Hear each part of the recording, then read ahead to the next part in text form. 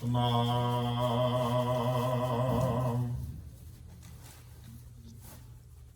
ਵਾਹਿਗੁਰੂ ਸਾਹਿਬ ਜੀ।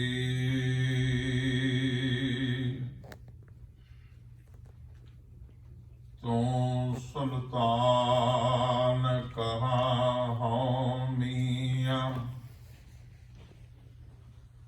ਤੇਰੀ ਕਵਨ ਵਡਾਈ।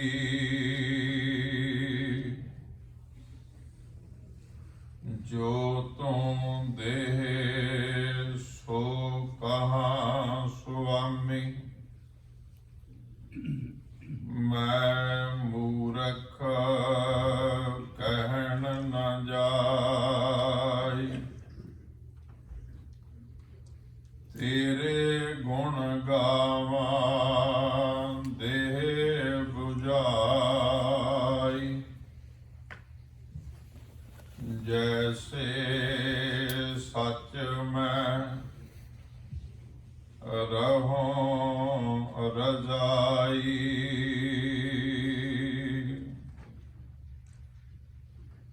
ਕਿਵ ਸਚਿਆਰਾ ਹੋਈ ਹੈ, ਕਿਵ ਕੂੜੈ ਟੁੱਟੈ ਪਾਲ। ਹੁਕਮ ਰਜ਼ਾਈ ਚੱਲਣਾ, ਨਾਨਕ ਲਿਖਿਆ ਨਾਲ। ਹੁਕਮ ਰਜ਼ਾਈ ਚੱਲਣਾ, ਨਾਨਕ ਲਿਖਿਆ ਨਾਲ।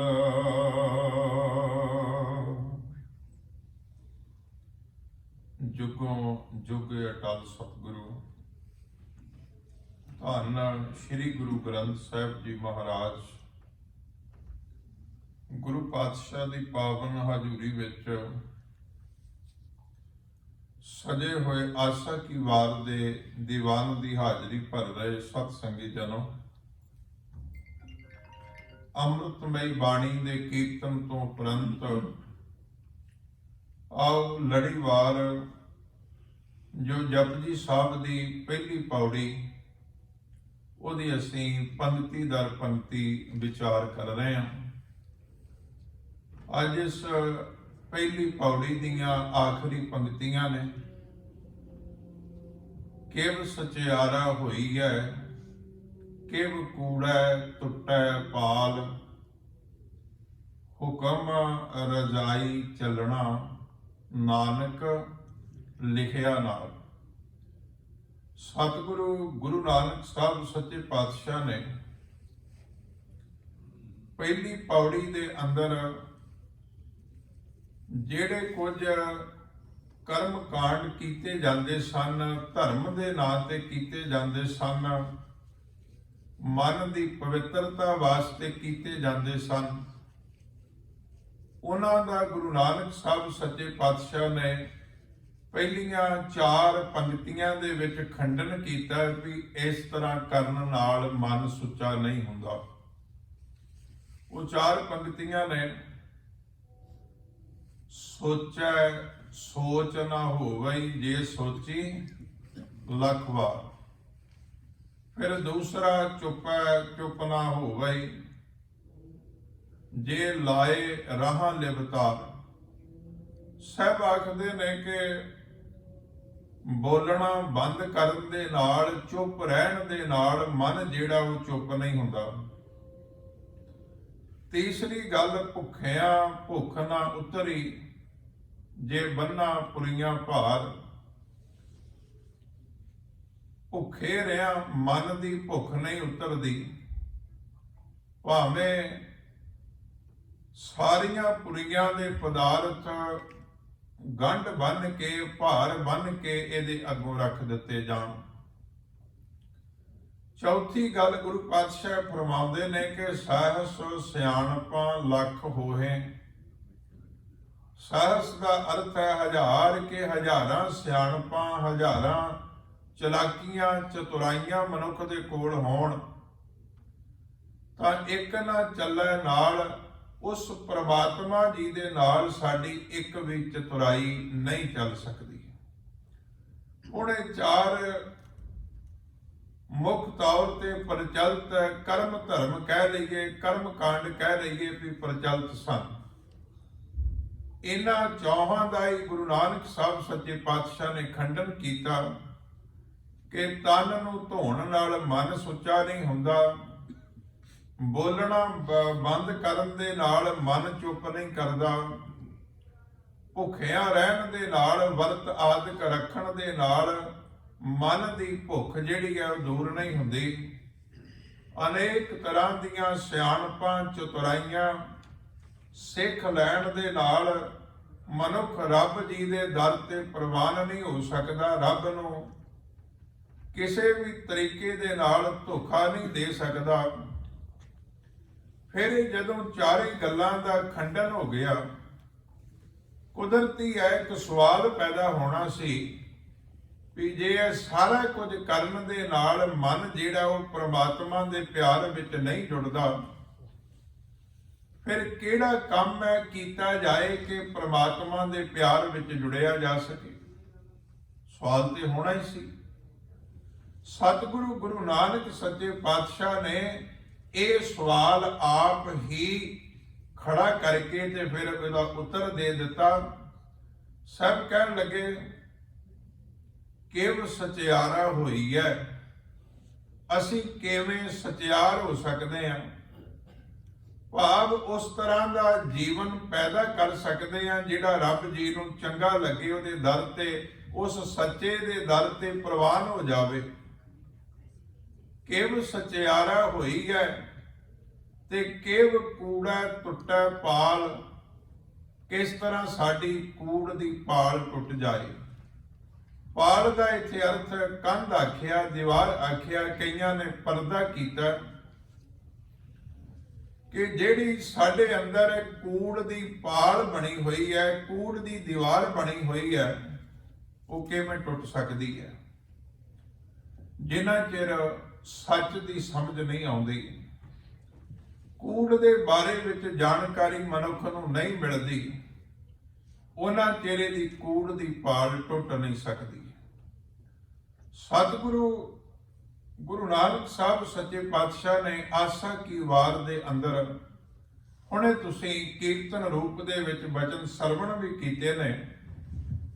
ਸਾਹਿਬ ਸੱਚੇ ਪਾਤਸ਼ਾਹ ਆਖਦੇ ਨੇ ਜੋ ਕੁਝ ਬਾਹਰ ਦਾ ਪਸਾਰਾ ਸਾਨੂੰ ਦਿਖਾਈ ਦੇ ਰਿਹਾ ਹੈ, ਇਹ ਸਾਡੀ ਜ਼ਿੰਦਗੀ ਨੂੰ ਚਲਾਉਣ ਵਾਸਤੇ ਉਸ ਰੱਬ ਜੀ ਨੇ ਸੰਸਾਰ ਰਚਿਆ, ਇਹਦੀ ਲੋੜ ਹੈ।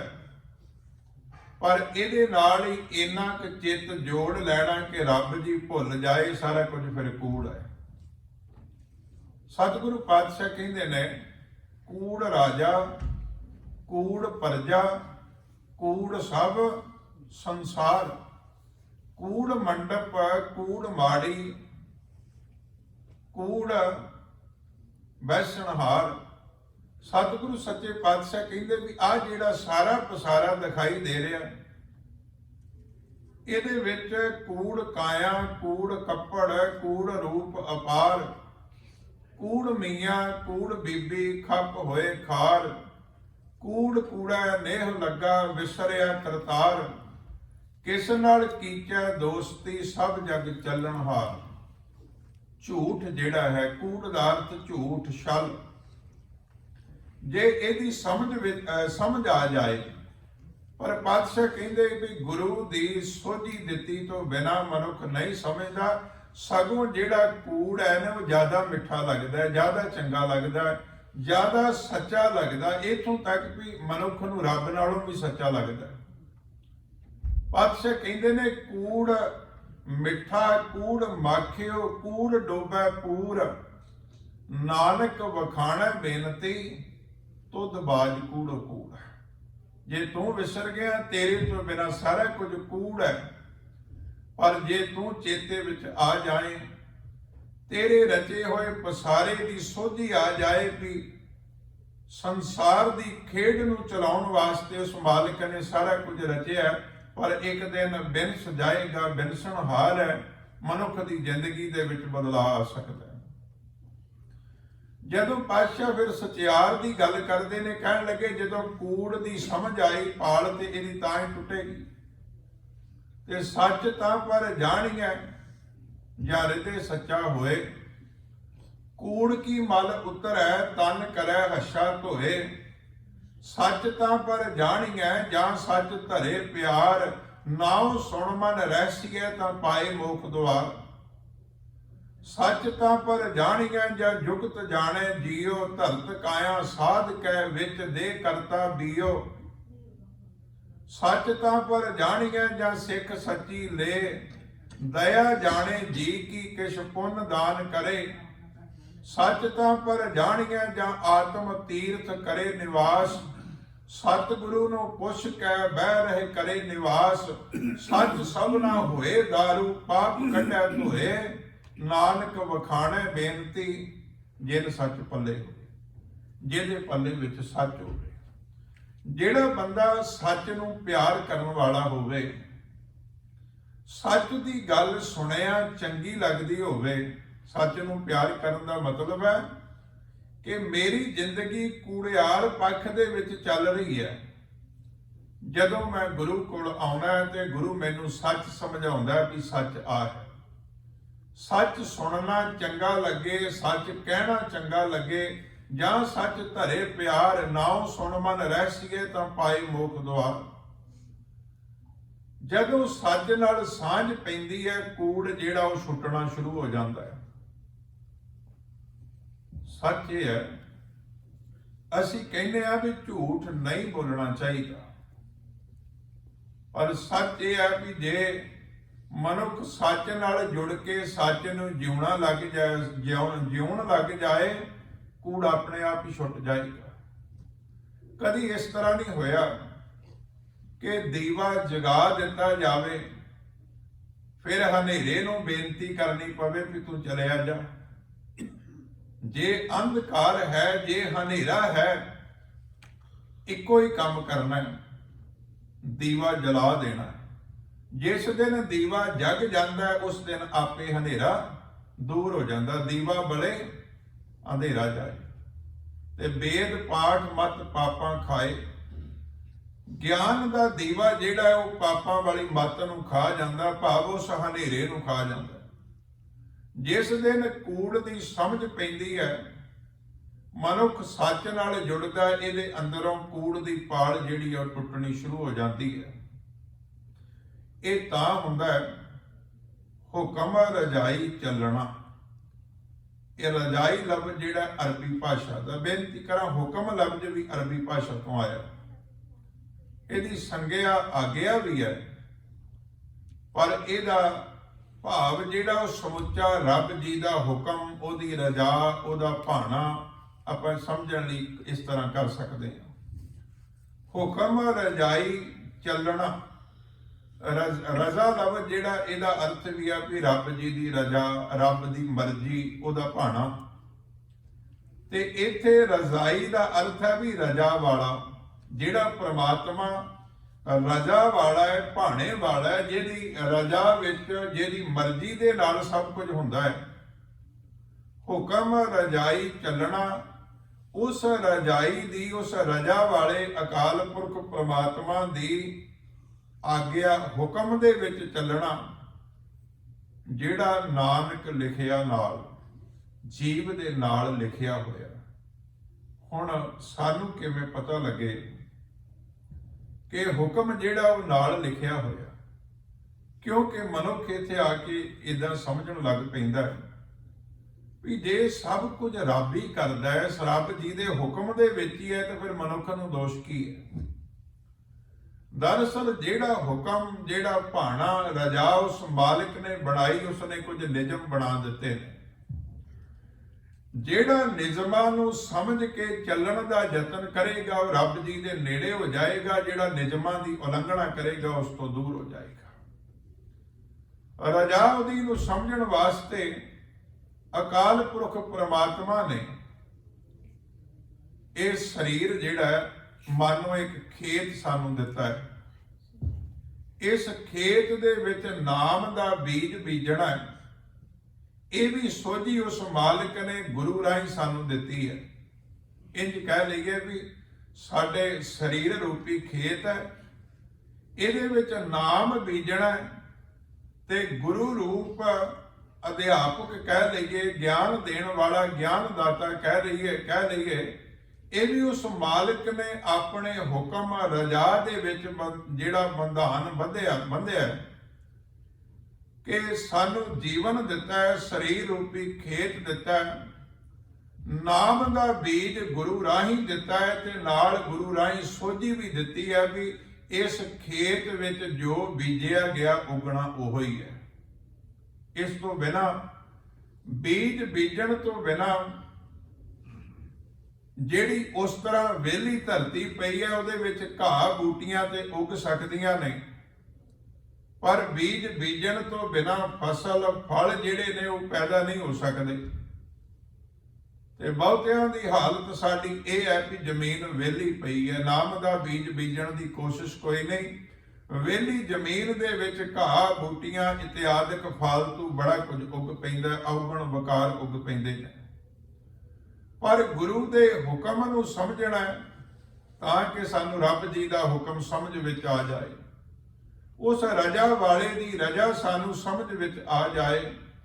ਤੇ ਗੁਰੂ ਨੇ ਆਪਣੀ ਬਾਣੀ ਰਾਹੀਂ ਇਹ ਗੱਲ ਸਮਝਾਈ ਕਿ ਖੇਤ ਸਰੀਰ ਜੋ ਬੀਜੀਐ ਸੋ ਅੰਤ ਖਲੋਆ ਆਏ।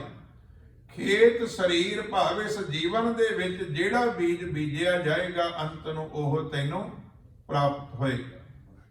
ਮਨੁੱਖ ਦੇ ਕੋਲ ਇੰਨੀ ਕੁ ਸੁਤੰਤਰਤਾ ਹੈ ਕਿ ਜਦੋਂ ਬੀਜ ਬੀਜਣਾ ਉਦੋਂ ਸੋਚ ਸਕਦਾ ਮੈਂ ਕੀ ਬੀਜਣਾ ਹੈ। ਧਰਤੀ ਦਾ ਇੱਕ ਕੁਦਰਤੀ ਨਿਯਮ ਹੈ, ਜਿਸ ਧਰਤੀ ਦੇ ਵਿੱਚ ਫਲ ਦਾ ਬੂਟਾ ਬੀਜਿਆ ਗਿਆ, ਬੀਜਣ ਤੋਂ ਪਹਿਲਾਂ ਮਨੁੱਖ ਦੀ ਮਰਜ਼ੀ ਹੈ ਵੀ ਕੰਡਾ ਵੀ ਬੀਜ ਸਕਦਾ ਸੀਗਾ, ਫਲ ਦਾ ਬੂਟਾ ਵੀ ਲਾ ਸਕਦਾ ਸੀ। ਪਰ ਜਿਸ ਦਿਨ ਬੀਜ ਧਰਤੀ ਦੀ ਕੁੱਖ ਵਿੱਚ ਪੈ ਗਿਆ, ਫਿਰ ਰੱਬ ਦਾ ਨਿਯਮ ਨਹੀਂ ਹੈ ਕਿ ਮਨੁੱਖ ਉਸ ਧਰਤੀ ਦੇ ਕੋਲ ਖੜਾ ਹੋ ਕੇ ਭਾਵੇਂ ਰੋਜ਼ ਅਰਦਾਸ ਕਰੇ ਕਿ ਸੱਚੇ ਪਾਤਸ਼ਾਹ ਬੀਜ ਤੇ ਮੈਂ ਬੀਜ ਦਿੱਤਾ ਕੰਡਿਆਂ ਦਾ, ਪਰ ਹੁਣ ਤੂੰ ਕਿਰਪਾ ਕਰੀ ਵੀ ਇਹਨੂੰ ਅੰਬ ਲਾ ਦੇਈਂ। ਪਾਤਸ਼ਾਹ ਕਹਿੰਦੇ ਨੇ ਇਸ ਤਰ੍ਹਾਂ ਦਾ ਕੋਈ ਨਿਯਮ ਨਹੀਂ ਹੈ। ਰੱਬ ਨੇ ਨਿਯਮ ਬਣਾਇਆ ਕਿ ਜਿਹੜਾ ਬੀਜ ਧਰਤੀ ਦੀ ਕੁੱਖ ਵਿੱਚ ਪਾਇਆ ਗਿਆ ਉਹ ਜਿਹਾ ਬੂਟਾ ਪੈਦਾ ਹੋਵੇਗਾ। ਕਦੀ ਇਸ ਤਰ੍ਹਾਂ ਨਹੀਂ ਹੁੰਦਾ। ਬਾਬਾ ਫਰੀਦ ਸਾਹਿਬ ਕਹਿੰਦੇ ਨੇ ਕਿ ਲੋੜਾ ਦਾਖ ਬਿਜੋਰੀਆਂ, ਕਿੱਕਰ ਬੀਜੈ ਜੱਟ, ਹੰਡਾ ਉਨ ਕਤਾਏ ਦਾ, ਪਹਿੰਦਾ ਲੋੜਾ ਪੱਟ। ਇਸ ਤਰ੍ਹਾਂ ਕਦੀ ਹੋ ਨਹੀਂ ਸਕਦਾ। ਇਹ ਨਿਯਮ ਹੈ ਔਰ ਇਸ ਨਿਯਮ ਨੂੰ ਸਮਝਾਉਣ ਲਈ ਗੁਰੂ ਪਾਤਸ਼ਾਹ ਦਾ ਬਹੁਤ ਵੱਡਾ ਪਰ ਉਪਕਾਰ ਹੈ ਵੀ ਖੇਤ ਸਰੀਰ ਜੋ ਬੀਜੀਐ ਸੋ ਅੰਤ ਖਲੋਆ ਆਏ। ਰੁੱਤ ਕਿਹੜੀ ਹੋਵੇ, ਬੀਜ ਕਿਹੜਾ ਹੋਵੇ, ਕਦੋਂ ਬੀਜਿਆ ਜਾਣਾ, ਕਿਵੇਂ ਬੀਜਿਆ ਜਾਣਾ, ਇਹ ਸਾਰਾ ਕੁਝ ਫਿਰ ਗੁਰੂ ਰਾਹੀਂ ਸਾਨੂੰ ਉਸ ਮਾਲਕ ਨੇ ਦੱਸਿਆ। ਆਪਣੇ ਹੁਕਮ ਨੂੰ, ਆਪਣੀ ਰਜਾ ਨੂੰ ਉਸ ਮਾਲਕ ਨੇ ਸਮਝਾਇਆ। ਹੁਣੇ ਅਸੀਂ ਨਿਤਨੇਮ ਦੇ ਵਿੱਚ ਪੜ੍ਹਿਆ ਵੀ ਹੁਕਮ ਮੰਨੋ ਗੁਰੂ ਕੇਰਾ, ਗਾਵੋ ਸੱਚੀ ਬਾਣੀ। ਇਹ ਵੀ ਗੁਰੂ ਦਾ ਹੁਕਮ ਹੈ। ਆਵੋ ਸਿੱਖ ਸਤ ਗੁਰੂ ਕੇ ਪਿਆਰਿਓ, ਗਾਵੋ ਸੱਚੀ ਬਾਣੀ। ਇਹ ਵੀ ਗੁਰੂ ਦਾ ਹੁਕਮ ਹੈ। ਗੁਰੂ ਦਾ ਹੁਕਮ ਮੰਨ ਕੇ ਸਾਨੂੰ ਸਮਝ ਪੈਂਦੀ ਹੈ ਕਿ ਰੱਬ ਜੀ ਦਾ ਨਿਯਮ, ਉਹਦਾ ਹੁਕਮ ਕੀ ਹੈ, ਉਹਦੀ ਰਜਾ ਕੀ ਹੈ। ਜਿਸ ਦਿਨ ਉਸ ਦੇ ਹੁਕਮ ਦੀ ਸੋਝੀ ਪੈਂਦੀ ਹੈ, ਅਸੀਂ ਉਸ ਰਜਾਈ ਭਾਵ ਰਜਾ ਦੇ ਮਾਲਕ ਪ੍ਰਮਾਤਮਾ ਦੇ ਪਿਆਰ ਵਿੱਚ ਜੁੜਨ ਲੱਗਦੇ ਆ। ਸਾਡੀ ਕੂੜ ਦੀ ਭਾਲ ਟੁੱਟਦੀ ਹੈ ਤੇ ਸਾਨੂੰ ਉਹ ਸਮਝ ਆਉਂਦੀ ਹੈ ਵੀ ਉਹ ਹੁਕਮ ਜਿਹੜਾ ਸਾਡੇ ਨਾਲ ਲਿਖਿਆ ਹੋਇਆ ਤੋਂ ਮੁਰਾਦ ਵੀ ਜਿਹੜਾ ਨਿਯਮ ਉਸ ਪ੍ਰਮਾਤਮਾ ਨੇ ਬਣਾ ਦਿੱਤਾ ਉਹਦੇ ਮੁਤਾਬਕ ਸਾਡੇ ਨਾਲ ਲਿਖਿਆ। ਫਿਰ ਬੇਨਤੀ ਕਰਦੇ ਆ ਵੀ ਕਿੱਕਰ ਦਾ ਬੀਜ ਬੀਜਿਆ ਕਿੱਕਰਾਂ ਪੈਦਾ ਹੁੰਦੀਆਂ ਨੇ, ਫਲ ਦਾ ਬੀਜ ਬੀਜਿਆ ਫਲ ਦਾ ਰੁੱਖ ਪੈਦਾ ਹੁੰਦਾ ਹੈ। ਮਨੁੱਖ ਦੀ ਮਰਜ਼ੀ ਹੈ ਇਸਨੇ ਕੀ ਬੀਜਣਾ ਹੈ। ਕੁਝ ਕਰਮ ਐਸੇ ਨੇ ਜਿਨ੍ਹਾਂ ਨੂੰ ਕਰਦਿਆਂ ਅਸੀਂ ਗੁਰੂ ਦੇ ਤੇ ਪ੍ਰਮਾਤਮਾ ਦੇ ਨੇੜੇ ਹੁੰਦੇ ਹਾਂ। ਕੁਝ ਕਰਮ ਐਸੇ ਨੇ ਜਿਨ੍ਹਾਂ ਨੂੰ ਕਰਦਿਆਂ ਕਰਦਿਆਂ ਅਸੀਂ ਗੁਰੂ ਤੋਂ ਤੇ ਰੱਬ ਜੀ ਤੋਂ ਦੂਰ ਹੋ ਜਾਂਦੇ ਹਾਂ। ਇਸੇ ਕਰਕੇ ਸਤਿਗੁਰੂ ਪਾਤਸ਼ਾਹ ਕਹਿੰਦੇ ਨੇ ਕਿ ਕਰਨੀ ਆਪੋ ਆਪਣੀ ਕੇ ਨੇੜੇ ਕੇ ਦੂਰ। ਸਤਿਗੁਰੂ ਸੱਚੇ ਪਾਤਸ਼ਾਹ ਕਿਰਪਾ ਕਰਨ, ਕਿਵ ਸਚਿਆਰਾ ਹੋਈਐ, ਕਿਵ ਕੂੜਾ ਟੁੱਟੈ ਪਾਲ, ਹੁਕਮ ਰਜਾਈ ਚੱਲਣਾ, ਨਾਨਕ ਲਿਖਿਆ ਨਾਲ। ਇਹਦੀ ਸੋਝੀ ਆ ਜਾਏ, ਉਹਦੇ ਹੁਕਮ ਦੇ ਵਿੱਚ ਰਹਿਣਾ ਆ ਜਾਏ। ਸਾਨੂੰ ਗੁਰੂ ਸਾਹਿਬ ਨੇ ਇਤਿਹਾਸ ਰਾਹੀਂ ਇਹ ਸਾਰਾ ਕੁਝ ਪ੍ਰਤੱਖ ਕਰਕੇ ਦਿਖਾਇਆ। ਸਮਾਂ ਥੋੜਾ ਜਿਹਾ ਆਪਣੇ ਕੋਲ ਘੱਟ ਹੁੰਦਾ, ਮੈਂ ਤਾਂ ਬਹੁਤੀ ਵਿਸਥਾਰ ਵਿੱਚ ਨਹੀਂ ਜਾਂਦਾ। ਸੰਖੇਪ ਵਿੱਚ ਬੇਨਤੀ ਕਰਾਂਗਾ, ਗੁਰੂ ਨਾਨਕ ਸੱਚੇ ਪਾਤਸ਼ਾਹ ਦੇ ਚਰਨਾਂ ਵਿੱਚ ਆ ਕੇ ਭਾਈ ਲਹਿਣਾ ਜੀ ਨੇ, ਜਿਹੜੇ ਬਾਅਦ ਦੇ ਵਿੱਚ ਗੁਰੂ ਅੰਗਦ ਸਾਹਿਬ ਬਣੇ, ਉਹਨਾਂ ਨੇ ਗੁਰੂ ਹੁਕਮ ਮੰਨਣ ਦੀ ਸਿਖਰ ਕਰ ਦਿੱਤੀ। ਇਹਨਾਂ ਸਿੱਖ ਗੁਰੂ ਦੀ ਰਜ਼ਾ ਵਿੱਚ ਰਾਜੀ ਵੀ ਜੇ ਗੁਰੂ ਦਿਨ ਨੂੰ ਆਖੇ ਨਾ ਵੀ ਲੈਣਿਆ ਰਾਤ ਹੈ, ਤੇ ਭਾਈ ਲਹਿਣਾ ਕਹਿੰਦਾ ਸਤਿਗੁਰੂ ਸਤ ਬਚਨ ਹੈ, ਰਾਤ ਹੀ ਹੋਣੀ ਹੈ। ਮੇਰੀ ਕੋਈ ਪਾਇਆ ਨਹੀਂ ਹੈ, ਮੇਰੀ ਕੋਈ ਕਿਸੇ ਤਰ੍ਹਾਂ ਦੀ ਸਿਆਣਪ ਨਹੀਂ ਹੈ, ਮੈਂ ਹੁਕਮ ਮੰਨਣ ਦੇ ਵਾਸਤੇ ਆਇਆ। ਤੇ ਸਤਿਗੁਰੂ ਪਾਤਸ਼ਾਹ ਕਹਿੰਦੇ ਜਿਹੜਾ ਹੁਕਮ ਮੰਨ ਲੈਂਦਾ, ਹੁਕਮ ਮੰਨਿਆ ਹੋਵੇ ਪ੍ਰਵਾਨ, ਤਾਂ ਖਸਮੇ ਕਾ ਮਹਿਲ ਪਾਈ। ਸਤਿਗੁਰੂ ਕਿਰਪਾ ਕਰੇ। ਆਓ ਇਹਨੇ ਇੱਕ ਸ਼ਬਦ ਪ੍ਰਵਾਨ ਕਰਨੇ, ਹੋਈਆਂ ਭੁੱਲਾਂ ਚੁੱਕਾਂ ਦੀ ਖਿਮਾ ਬਖਸ਼ਣੀ। ਵਾਹਿਗੁਰੂ ਜੀ ਕਾ ਖਾਲਸਾ, ਵਾਹਿਗੁਰੂ ਜੀ ਕੀ